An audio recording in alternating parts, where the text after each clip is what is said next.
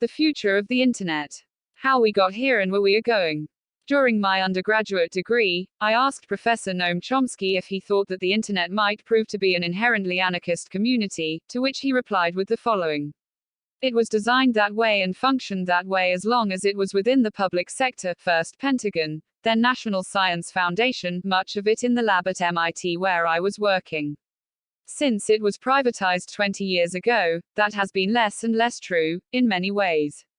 Whatever the temporally local political implications of the Internet, however, there can be absolutely no doubt that its creation is perhaps the greatest leap forward in the history of human communication. In a way, the history of the Internet is the history of human communications, a steady and yet convoluted march toward greater degrees of communication and interconnection across the millennial. As the historian Yuval Noah Harari points out in his groundbreaking book Sapiens, A Brief History of Humankind, it is our capacity to imagine things that aren't real and share those things with our fellows that allowed us to expand in ways that other varieties of human were apparently less capable at, as evidenced by their eventual destruction at our hands. Everything from verbalized speech, to basic notation, to advanced writing and the proliferation of language through mass printing, every piece of the puzzle of human communication comes together within the Internet as a massively powerful culminating entity. As Chomsky pointed out, this is not an invention free of co-option by powerful selfish interests, but I still maintain that the wonders it opens to us still have the potential to burn bright enough to outshine the dark ends to which it has been used.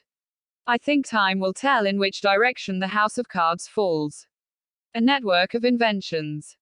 As I've already suggested, the Internet is not the product of a single mind, but its true beginnings were quite specific and tied, sadly, to the Cold War. After the Soviet Union beat America to space with Sputnik, the United States finally started emphasizing the need for science education, something largely ignored beforehand. It was out of this surge of concern over Soviet ingenuity that drove the creation of the National Aeronautics and Space Administration, NASA, and the Department of Defense's Advanced Research Projects Agency, ARPA.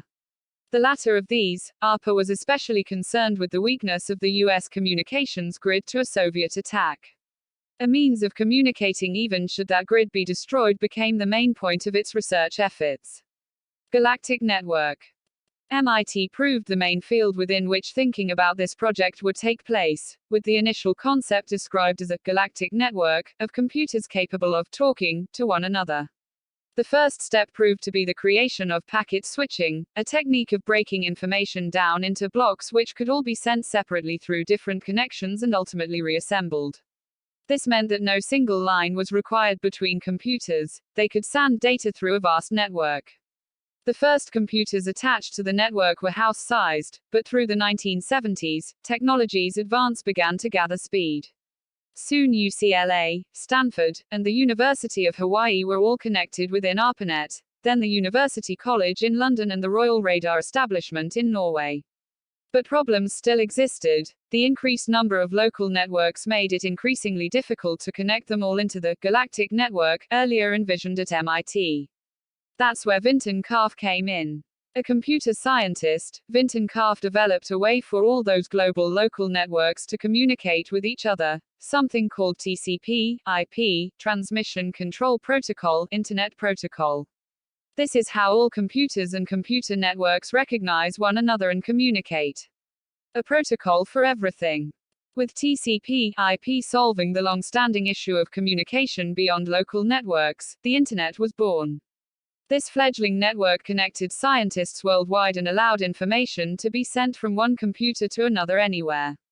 An incredible step forward, but it wouldn't be until 1991 that the World Wide Web, as we know it today, would be born. Thanks to Tim Berners-Lee, an English computer programmer, abstracted out of the Internet's pre-existing elements, the first union that would allow for more than mere passive exploration.